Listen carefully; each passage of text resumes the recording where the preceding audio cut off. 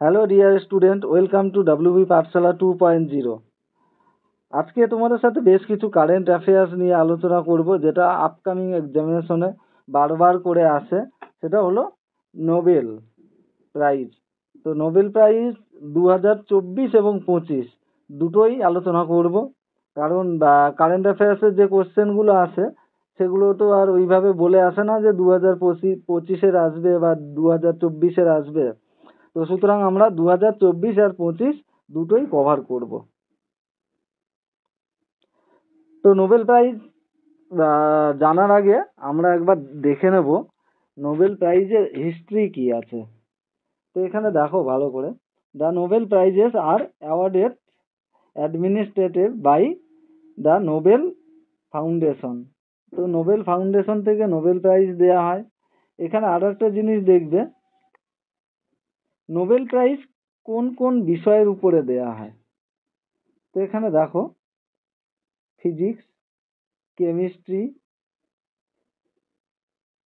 Physiology অথবা medicine আর literature, আর আছে economic sciences.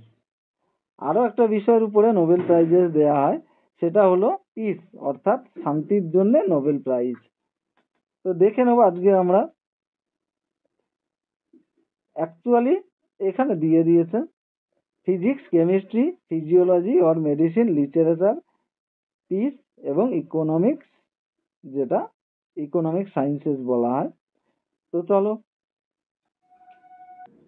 এবার আমরা চলে আসি নোবেল প্রাইজটা দেয় কোন দেশ, অর্থাৎ কান্ট্রি, কোন কান্ট্রি দেয়। তো এখানে দেখো, all prices except the peace prize, অর্থাৎ নোবেল শান্তিতে যে পুরস্কারটা দেয়া হয় সেটা বাদ দিয়ে ফিজিক্স, কেমিস্ট্রি এগুলো সবই সুইডেন থেকে দেয়া হয়। আর পিস প্রাইজ দেয়া হয় অনলি নরওয়েতে। এটা ভালো করে তোমরা মনে রাখবে যে অনলি পিস, শান্তির জন্য যে প্রাইজটা দেয়া হয় সেটা নরওয়েতে দেয়া হয়, আদার সব প্রাইজগুলো সুইডেন থেকে দেয়া হয়।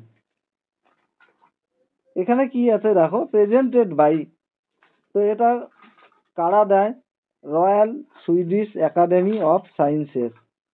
এটা দেয় ফিজিক্স, কেমিস্ট্রি অ্যান্ড ইকোনমিক্সের উপরে নোবেল। আবার আছে দেখো, নোবেল অ্যাসেম্বলি অ্যাট দ্য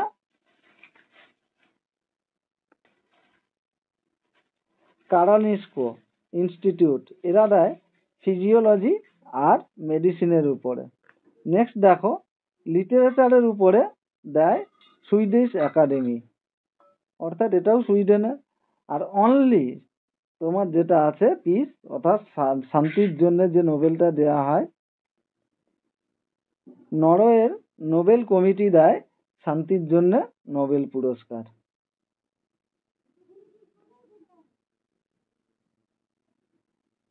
তো এখানে কি প্রাইজে কি দেয়া হয়, অর্থাৎ রিওয়ার্ডস দেয়া হয় এ গোল্ড প্লেটেড এবং গ্রিন গোল্ড মেডেল ও diploma and a monetary award of 11 million Sweden বা রুপিজে যেটা আছে 11 million, approx 1.035 million as of 2023, অর্থাৎ 2023 সালের হিসাবে এই অ্যামাউন্টটা দেয়া হয়।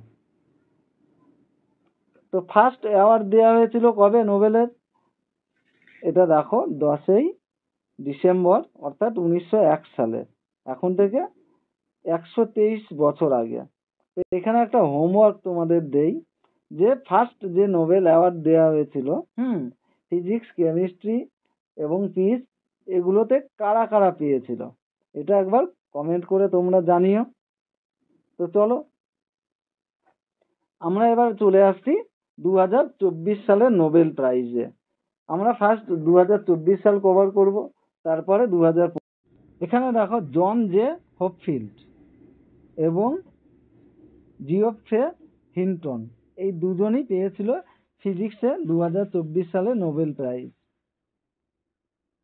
এখানে ডিটেলস দিয়ে দিয়েছে দেখো, কৃত্রিম নিউরাল নেটওয়ার্ক মাধ্যমে মেশিন লার্নিং সক্ষম করে এমন মৌলিক আবিষ্কার এবং উদ্ভাবনের জন্য জন জে হপফিল্ড এবং জিওফ্রে হিন্টন যৌথভাবে 2024 সালে পদার্থবিদ্যায় নোবেল পুরস্কার প্রদান করা হয়েছে।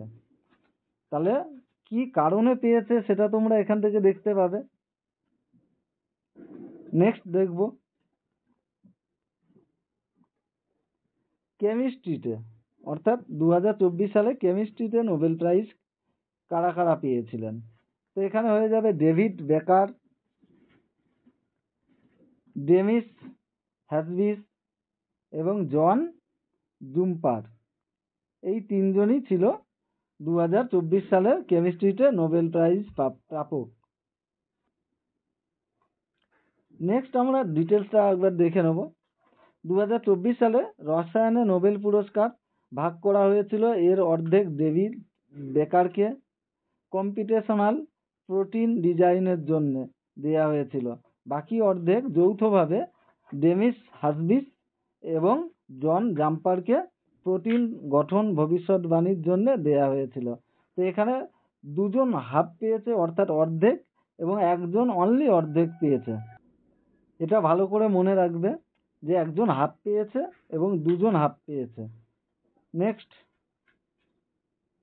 নোবেল প্রাইজ 2024-এ মেডিসিনে কারা কারা পেয়েছে। মেডিসিনে পেয়েছিল ভিক্টর আম্বর এবং গ্যারি রুফকুন। এই দুজনই মেডিসিনে 2024 সালে নোবেল প্রাইজ পেয়েছিল। তো ডিটেলসে দেখে নেবো একবার। মাইক্রো আরএনএ আবিষ্কার এবং পোস্ট ট্রান্সক্রিপশন জিন নিয়ন্ত্রণের ভূমিকার জন্য ভিক্টর অ্যাম্ব্রম এবং গ্যারি রুফকুনকে যৌথভাবে 2024 সালের ফিজিওলজি বা মেডিসিন নোবেল পুরস্কার প্রদান করা হয়েছিল। এখান থেকে তোমরা মনে রাখবে কি কারণে তাদের নোবেল দেওয়া হয়েছিল। নেক্সট, লিটারেচার অর্থাৎ সাহিত্যে কে নোবেল প্রাইজ পেয়েছিল 2024-এ। তো সেক্ষেত্রে হ্যানকং। সাহিত্যে একজনকেই দেওয়া হয় সচরাচর, তো সেক্ষেত্রে হ্যানকং হয়ে যাবে।